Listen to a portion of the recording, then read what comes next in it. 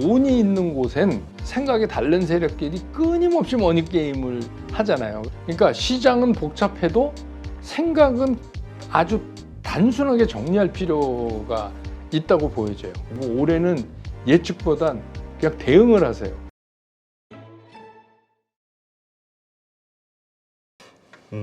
지금 월가도 보면은 지금 아주 혼란스러워요. 네. 지금 최근에 이제 좀 올랐잖아요, 뉴욕 증시가. 이거에 대해서 이제 바닥은 이제 확인되고 이제 상승이 시작이 됐다라고 긍정적으로 보는 쪽도 있지만 이거 곧 다시 꼬꾸라질 거야. 지금 조심해, 팔아. 이렇게 얘기하는 것도 있단 말이죠. 네. 지금 상당히 지금 낙관론과 비관론이 지금 치열한 싸움을 하고 있는데. 그렇죠. 그러니까 그거는 이제 왜 제가 얘기를 다시 이제 좀 거슬러 가면 작년에 이거 뭐 한국장 재미없으니까 난 미장 간다. 그래서 갔는데 이제 환율도 떨어지고 미국장도 이제 뭐 저는 뭐 올해는 아니지만 한 3개월 현역 때 미국 증권사에 연수를 가 있었는데 걔네들도 똑같습니다. 우리가 그냥 모를 뿐이에요. 거기도 작전 세력 다 있고 거기도 똑같아요. 왜 그러냐면 돈이 있는 곳엔 항상 그런 거예요. 그러니까 거기서도 뭐 롱, 숏 이렇게 서로 생각이 다른 세력끼리 끊임없이 머니게임을 하잖아요. 어떤 땐 이쪽이 이겼다. 근데 지금 시장에서 방향 설정을 잘 못하는 거예요. 그러니까 진 크레이머도 패닉셀링까지 얘기하면서 그분이 원래 금융인인데 방송을 워낙 잘하고 재밌게 하잖아요. 그렇죠. 그래서 저도 이제 앵커 할 때 참고를 많이 했거든요. 그게 또 CNBC랑 조인이 돼 있었고. 근데 참 재밌어요. 근데 그분 말도 한쪽은 좀 들어볼 필요가 있어요. 너무 직설적으로 좀 얘기하기는 하지만. 그러니까 반대로 얘기하면 패닉셀링이라는 게 이제 나올 거다. 근데 니네 그때 쫄지 마. 그때 사야 돼. 이 얘기를 하고 있는 거 아니에요. 그 얘기를 뒤집어서 얘기하면 떨어질 때 사. 이 얘기잖아요. 그렇죠. 네, 근데 그냥 날카롭게 떨어지는 거를 우리 개인 투자가는 살 수가 없어요. 그러니까 적어도 이게 바닥에 부딪혀서 텅 하고 튀어 오른다는 게 어느 정도 확인됐을 때 들어가는 게 개인 투자가는 편하다. 근데 그러니까 이런 것들은 조금 말하자면 센티멘트로 이 시장을 얘기하고 있는 거거든요. 왜냐하면 시장이 떨어져야 될 이유도 엄청나게 많고 이제 올라가야 될 이유도 엄청나게 많고 그래서 이미 이제 시작됐어요. 미국은 실적 시즌이 우리는 이제 설 연휴로 쉴 거지만 그거 갖고 뭐 또 하나 좋게 나오면 옆에 있는 거 다 끌고 올라갔다가 또 하나 나쁘게 나오면 해서 지난 주말에 미국 시장이 막 오르는 게 금융주였잖아요. 그렇죠. 그래서 그때 제가 그 얘기했어요. 금융주 실적 좋은데 그 안에 내용 보셨습니까? 제가 그랬어요. 제가 유튜브 할 때 그 안에 보면 배드 데빗, 악성 부채, 그 다음에 카드 연체율 이거 계속 늘어나고 있어요. 네? 그리고 금융기관들이 경기 침체에 대비해서 얼라운스라고 그러죠.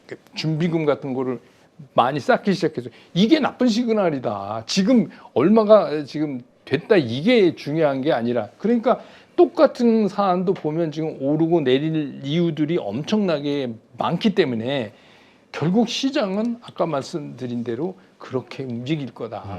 끊임없이 오르락 내리락 할 거고 또 뭐 오늘 나온 얘기로는 뭐 이번에 2월에 50bp 올리고 그 다음에 두 번을 25bp 이렇게 더 올려야 우리가 얘기하는 데에 가지 않겠냐. 뭐 연준에서는 또 이렇게 얘기하고 근데 결국은 저런 거예요. 그거 우리가 PC라고 불리는 개인 소비 지출 있잖아요. 네. 이게 연준이 생각하는 그대로 내려오기 전까지는 연준은 안 멈춘다. 그러니까 지금 여기서 멈추면 여태 해놓은 거 엉망진창되고 아무것도 할 수가 없어요. 네.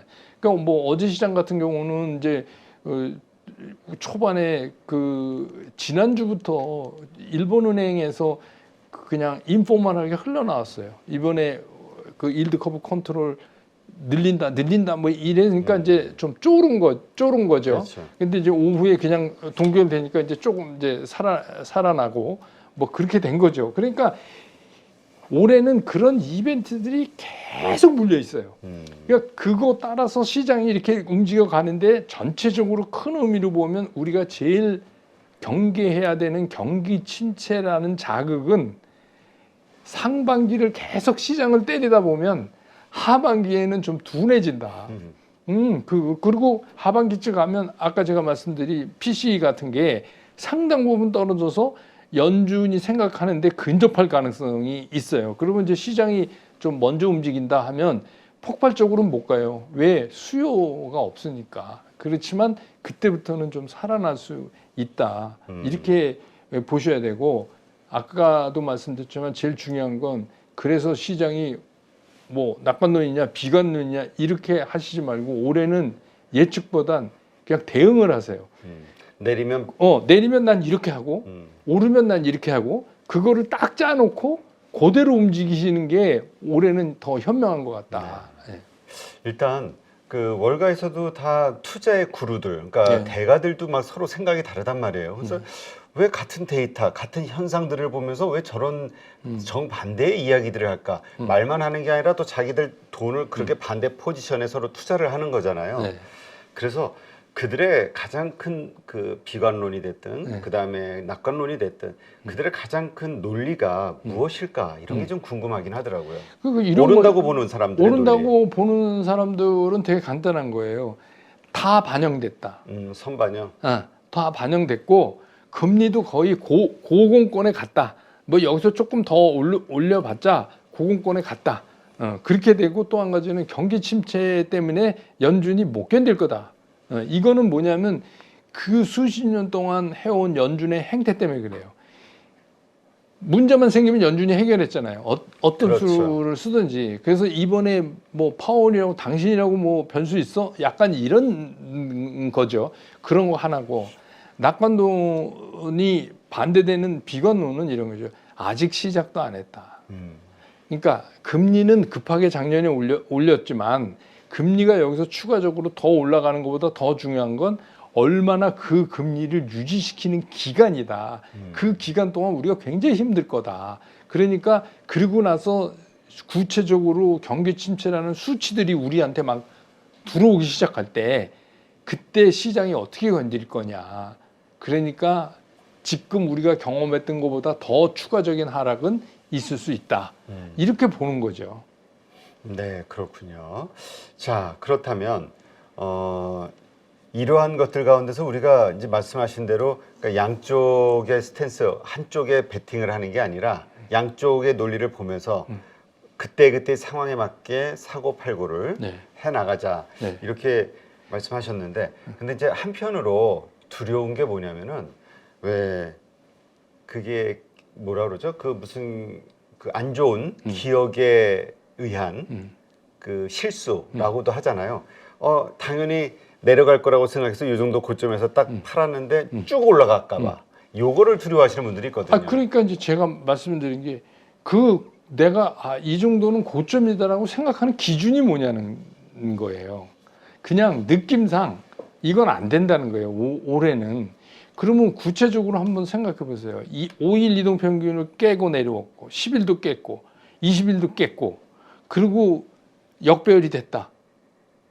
그럼 팔아야죠. 근데 거기서 더 갈 거라고 기다린다? 그럼 장년짝 나는 거예요. 적어도 그 정도로 한번 형성이 되면 그게 돌아나가려면 시간이 필요해요. 그러니까 여러분들이 제가 자꾸 올해는 주가를 예측하면 안 됩니다. 예측하면 안 됩니다. 저도 잘 모르겠습니다. 이렇게 말씀드리면서 그 대신에 올해는 대응을 잘하는 사람이 최고입니다. 근데 대응을 어떻게 잘해? 뭐 누구한테 물어봐? 그게 아니라 그 기준을 딱 정해서 그 기준에 벗어나면 가차없이 행동을 한다. 그러면 지내놓고 보면 그게 맞다. 그래서 이제 제가 뭐 개별 종목들을 몇 개 가지고 말씀을 설명해서 드린 적도 있어요. 그러니까 뭐 예를 들면 SDI하고 에너지 솔루션은 같은 업종에 있지만 흐름이 다르다. 이것은 각각의 흐름대로 매매 결정을 하시라. 네. 그래야 이거 맞는다. 현대차하고 기아도 다르다. 이게 다를 수밖에 없다. 그러니까 그대로 움직이시면 된다. 요새 뭐 갑자기 로봇 이렇게 해서 막 해서 그걸 갖다 애써서 아이 난 로봇 저거 말도 안 돼. 언제 로봇을 하겠어? 뭐 이러면 괜히 주가 띄우려고 그거 말이 중요한 거예요. 그러면 이 주가 띄우는 게 어디까지 가는 거고 지금 이거를 우리가 기술적 분석으로 봤을 때 그러면 이게 한번 꺾이는 거냐 아니면 아직도 더 갈 수 있는 여력이 있는 거냐. 더 갈 수 있는 여력이 있다 그러면 기다리는 거고 만약에 꺾었다 그러면 제가 말씀드린 대로 그 원칙대로 그냥 파시면 되는 거잖아요. 그러니까 올해는 생각을 복잡하게 할수록 불리해요. 그러니까 시장은 복잡해도 생각은 아주 단순하게 정리할 필요가 있다고 보여져요. 네. 근데 또 그렇게 말씀하시는 거에 또 이 비관론자들이 내세우는 주장은 또 따로 있거든요. 왜냐하면 그렇게 하다가 또 물릴 수 있다 이런 얘기가 있으니까 반대 사이즈에서 그래서 지금 여러 가지 그 빠질 수밖에 없는 그 이유들에 대한 이야기를 하는 거 보면은 아까도 뭐 잠깐 일본 금리 상황 말씀하셨지만 일본 뭐 이번에는 동결로 끝났지만 어차피 수순이 올라갈 수밖에 없는 거냐 4월 구로다 총재 바뀌고 나면 이러저러한 것들에서 일어나는 그 블랙스완 네. 예 그러니까 뭔가 그 변동성이 커질 수밖에 없는 요소들. 그러니까 그게 이제 저도 고민인데 그러니까 그거를 해결하는 방법이 과연 무엇일까? 그러니까 그러다가 물린다 그러는데 물린다는 얘기는 뭐냐면 내가 산 가격에서 현저하게 빠지는 거잖아요. 근데 내가 샀는데 5일, 10일, 20일 뚫고 딱 올라갔다가 이게 꺾여서 5일 다시 깨고 내려와서 이렇게 돼서 내가 다시 팔았는데 그럼 안 물리잖아요. 그러니까 그 원칙대로 하셔야 돼요. 그러니까 물려도 세게 안 물린다. 손절을 잘해야 되네. 아니 그냥 손절을 잘할 것도 없이 정해진 원칙대로 하는 거예요. 5일 깰 때 3분의 1, 뭐 10일 깰 때 3분의 1, 20일 3분의 1 이렇게 정했으면 그대로 그냥 하시면 돼요. 그러면 나중에 지내놓고 보면 약간의 아쉬움은 남을 수 있지만 전체적으로 보면 시장의 흐름을 잘 받았다. 그리고 뭐 일본 같은 경우 저는 어제 이제 뭐 이건 개인적인 생각이지만 일본의 관료주의도 보통 콘크리트 같은 게 아니구나. 그러니까 제 생각에 4월이죠. 네. 구로다 총재 임기 때까지는 그냥 버틸 것 같아요. 아니 그냥 뭐 그걸 한번 그 뭔가 일드컵 네. 컨트롤 약간 변동성 있게 해놓고 네. 그 다음에는 그냥 예, 버티는 그러니까 걸로. 예를 들어서 우리가 그랬잖아요. 그러니까 뭐 0.75로 0.5에서 넓힌다. 아니면 완전 포기한다. 이런 얘기 나왔었잖아요. 완전 포기하면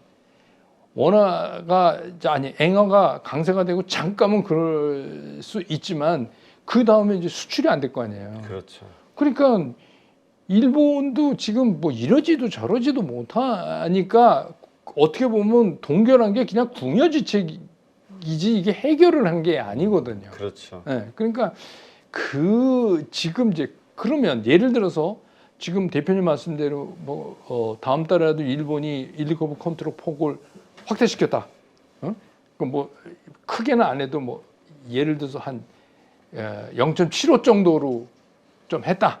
하더라도 사실 그 시장에 전혀 문제가 없고 뭐 그런 건 없어요. 왜냐하면 그렇게 되면 이제 또 시장 금리가 약간 올라가는 분위기 아니에요.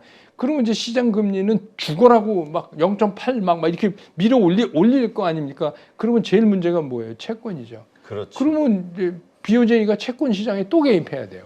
그러니까 이게 굉장히 복잡한 문제가 깔려 있어요. 그런데 뭐 우리 일반 투자가 이렇게 복잡하게 생각하시지 말고 그런 거 이제 저희 같은 사람이 이런 8.15에서 설명을 해드릴 테니까 그냥 심플하게 보시면 돼요. 일본이 그랬다? 그래서 우리 시장이 이런 형태를 띈다? 그러면 이게 팔라는 시그널의 첫 번째 관문이다? 그러면 첫 번째 판다. 이렇게 생각하시는 게 제일 편하다는 거예요. 네.